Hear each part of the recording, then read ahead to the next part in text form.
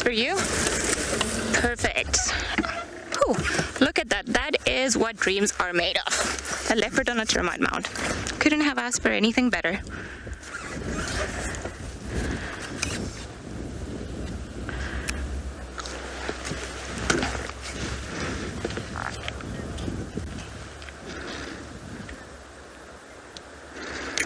Saves if you go a little bit further north, it's an easier way in. If you just carry on going, there's an easier way in just a little bit further ahead from you. Okay, copy. Sorry guys, just directing someone into the sighting.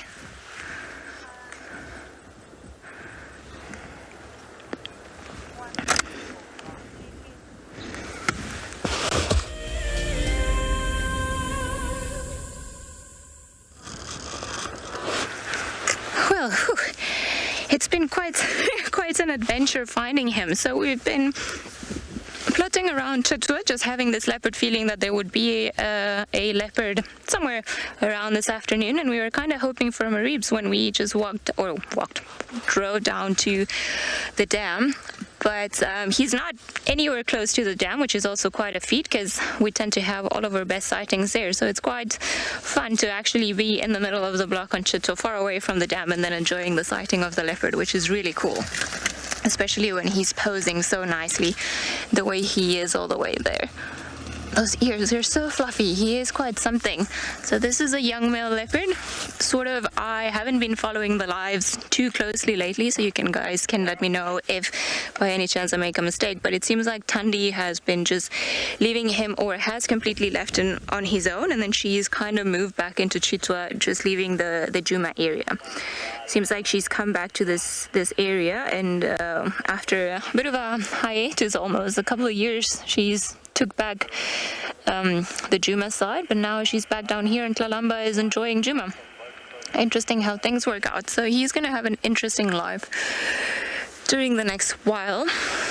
He will probably try to be as inconspicuous as possible. Not that he's really helping himself right now sitting on top of a termite mound, but in terms of other male leopards, the older he gets, then the more of a threat in terms of competition he will be to other male leopards, and they might not start tolerating him in the area, and they'll chase him around. He will also be growing and then starting potentially to look for areas in which to establish himself as a dominant male, and start siring offspring, which is really what we want. Oh, because they would make cute babies, or he would make cute babies. Although he's still a little bit young for that. It's still going to be a couple of years before he actually has the chance. This is very cool. I think we're all sharing the excitement of seeing him. I love it when they pose on termite mounds. And this particular area of Chitwa is quite interesting that way. Lots of big old termite mounds, and I can't say this is the first cat that I've seen perched on top of one of them. So I think, or what I suspect that he's doing is he's looking fairly full, not too bad, but perhaps just lazing about, digesting what he's eaten, and just keeping a casual eye out to see if he can spot anything from around here that might spike his interest. Although he kind of looks like Cleopatra at the moment. I don't think he's got too many worries in life. Oh, that's a beautiful face. Hello, leopard. I'm very excited to be seeing him. Don't know, sorry guys, there's a Hali on the radio and there's an Ali on the radio, so sometimes I don't know if they're calling me or if they're calling Hali, so that just makes everything even more interesting. Standing by. Ah, you see, they were looking for Hali. Oh, look at these guys. I wonder what he's eaten. I don't know when's the last time that he was seen. Jason, most predators, if it's very windy, it's sometimes better for them as it improves their chances when they go hunting. The wind will start swirling and taking the scent away, so it tends to confuse animals. Animals are a little bit more on edge, so they might have to work harder in approaching something, but it's sort of like a factor that they can use in their favor. Often, as I was saying earlier, during the drive when we have this big massive thunderstorm where the wind picks up and of course it starts raining at night. More often than not, you'll find that leopards will actually be successful and then they'll manage to kill something overnight. I think in this case, he's not too worried. He is alert because if you look at him, his ears are constantly moving around. He's sort of looks in a direction and then looks in the next direction. So I think he could be assessing. If his mom, Thandi, has left him, then it means that his hunting skills should be adequate. Perhaps not to bring big things down like big kudu or big nyala. I don't know what's the biggest kill he's been seen to do. But, practice makes perfect. So the older he grows to be, the bigger he's going to get, the stronger he's going to get. So he's going to start targeting bigger things. At this stage, I would imagine, just by judging his size, he's still not that big, so he would still be going for youngsters or smaller creatures. But impala season is approaching, and who knows, maybe this year the impala will drop their babies sooner, and then when that happens, it's the time of plenty for all the predators. Tiny little impala that, although can run and jump very far, some of them don't even know what a predator looks like before the predator snatches them away and then eats them all. But they learn quickly, they grow quickly, the impala, so it's also not like the leopards are going to have an advantage for too long. I just want to go pat him on the belly. Look at that belly.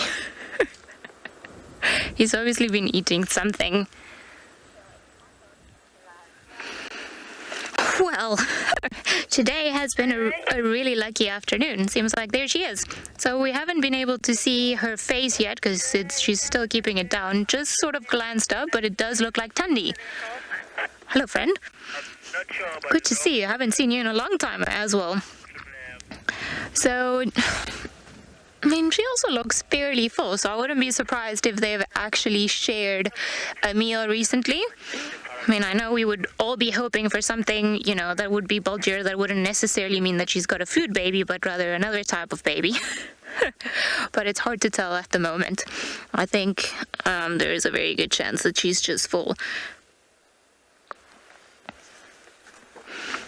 What an afternoon it's turned out to be, from zero to hero. Absolutely, I did not expect to have so many leopards pop up within sort of close proximity to one another.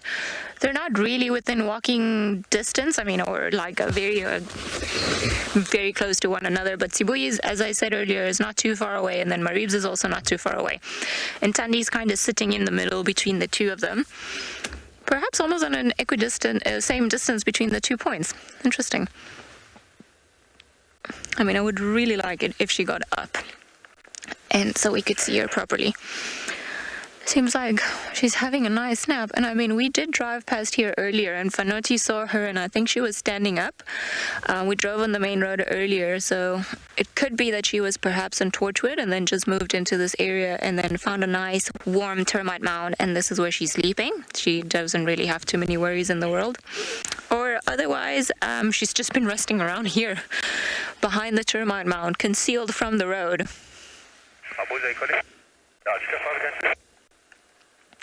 Look at those ears moving, and I think Fan's observation of the tattered ears was actually pretty good and pretty accurate.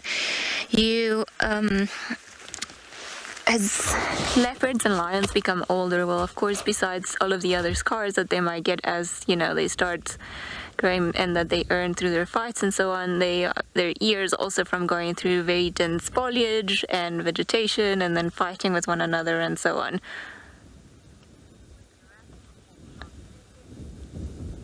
Their ears break off a little bit. I would like her to stand up, and so that we can see her condition, because I have some doubts about it. Looks fine, but let's just wait until she gets up and moving.